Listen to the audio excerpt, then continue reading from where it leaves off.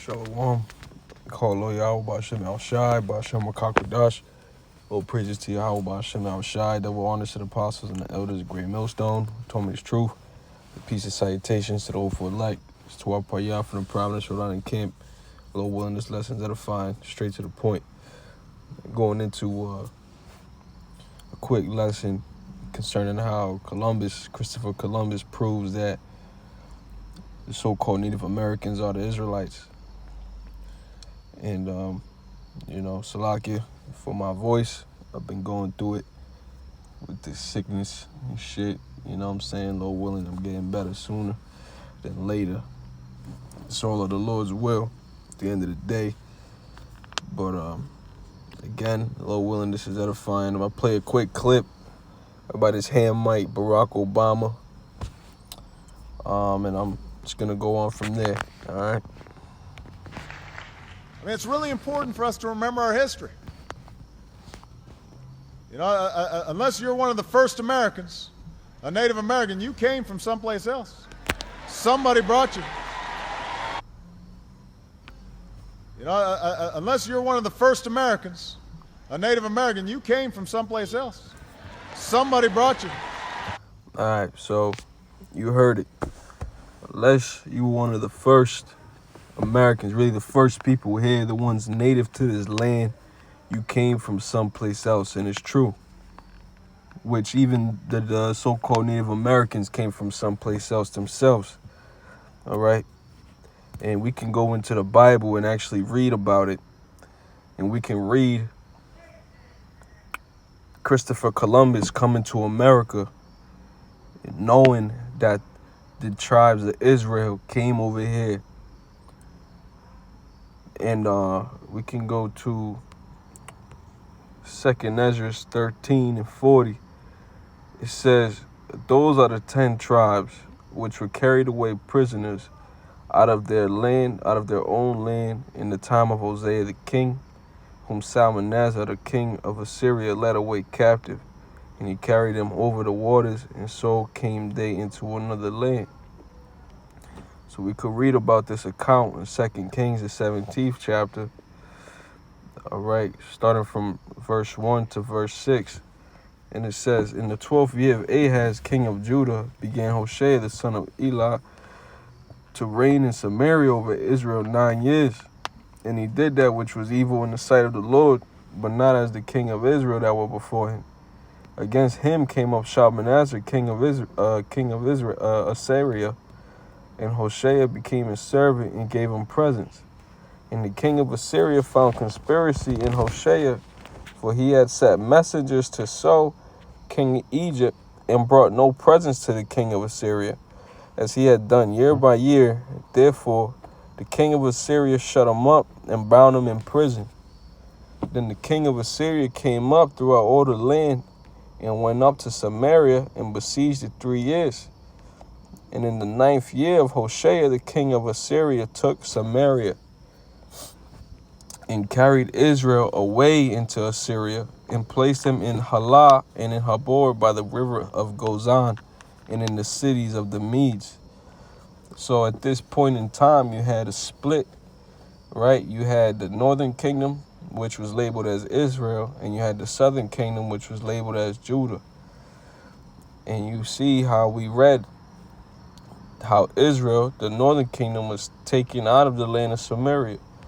See, I have a note here. It says 200 years and 19 kings after the time of Solomon, which was the last king over a united Israel, right? Meaning a united northern kingdom, southern kingdom. There was no northern and southern kingdom. It was just Israel, right? So the northern kingdom ended up falling. See? And it was all due to wickedness. You can read more about why they going into captivity to the Assyrians in 2 Kings 17 and throughout all the Old Testament. Truly, there's a bunch of idol worship taking place. So continuing on in 2nd Ezra 13, it says in verse 41, but they took this counsel among themselves, that they would leave the multitude of the heathen and go forth into a further country, where never mankind dwelt.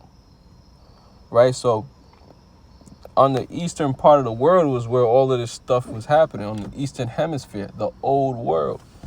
You see? And they decided to go to a place where never mankind dwelt, which was talking about the western hemisphere, the new world. And we're going to end up proving that. Okay, continuing on though, verse 42, it says that they might there keep their statutes, which they never kept in their own land. And they failed at that.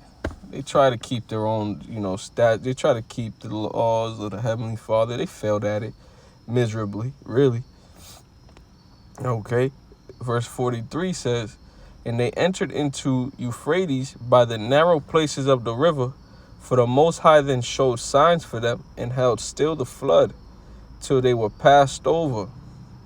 For through that country there was a great way to go, namely of a year and a half, in the same region is called Arsareth. So it took them a year and a half to get to the Americas through the Euphrates. Okay, so in the region that's called Arsareth, we can actually read in the Jewish encyclopedia right here the definition of Arsareth. You see it highlighted. It says, the name of the land beyond the great river, Euphrates River, far away from the habitation of man, in which the 10 tribes of Israel will dwell, observing the laws of Moses, until the time of the restoration, according to 2nd Ezra 13, like we had just read. Really, it says 4th Ezra 13. It was kind of, the book of Ezra was kind of broken up differently. But check this. It says Columbus identified America with this land. You see?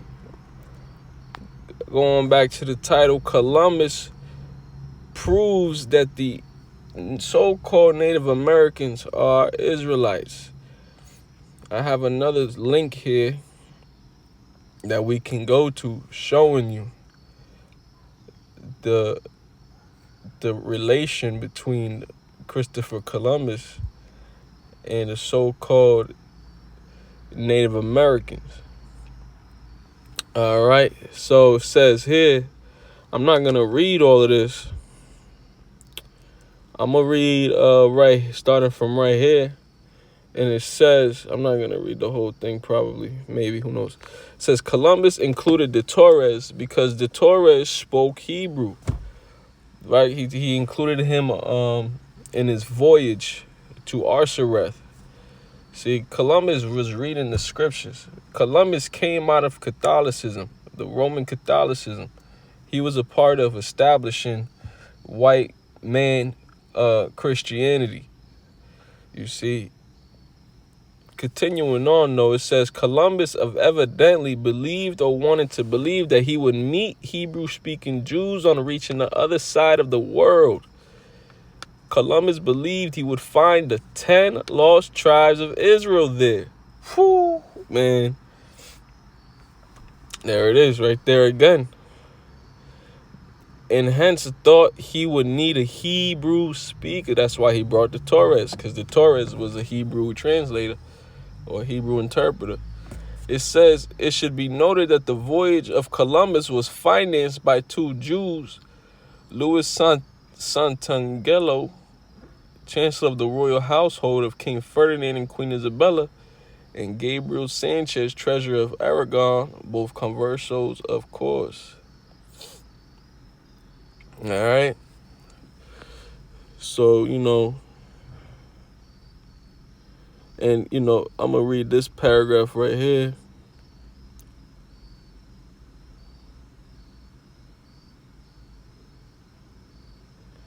And we're going to read a little bit of up until, we're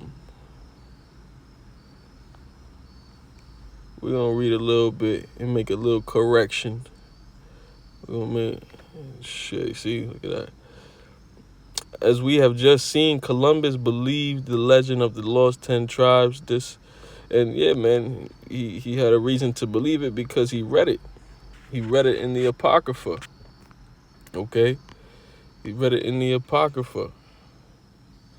And it shows that,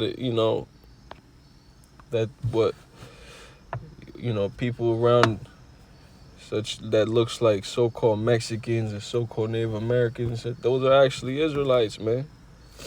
But I just wanted to cut it short there. Lord willing, this was edifying. All praise to Yahweh Shem Shai. Shalom.